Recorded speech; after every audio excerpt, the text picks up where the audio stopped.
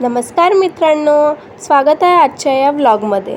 भर उन्हात का होईना आज मी आणि माझ्या मैत्रीण तोंडाला 1 लिटर सनस्क्रीन लावून आणि आपली विदर्भ पोशाख म्हणजे स्कार्फ लावून निघालो आहे नागपूर जवळील प्रसिद्ध आणि खूप सुंदर कोराडी मंदिर येथे। मी मराठीत पहिल्यांदाच व्लॉग करत आहे, तर काही भूलचूक झाली तर नक्की मला माफ कराल। हे मंदिर देवी महालक्ष्मीचं खूप सुंदर, प्रसिद्ध आणि पवित्र स्थान मानलं जातं। नागपूरपासून हे मंदिर साधारण 15 ते 20 किलोमीटर अंतरावर आहे। इथलं वातावरण खूप शांत आणि भक्तिमय आहे। दररोज इथे खूप भाविक दर्शनासाठी येतात। अशी श्रद्धा आहे की इथे मनापासून प्रार्थना केली तर देवी सर्व इच्छा पूर्ण करते। इथे फिरताना खूप पॉझिटिव्ह एनर्जी फील होते। मंदिराचा परिसर खूप शांत व सुंदर आहे।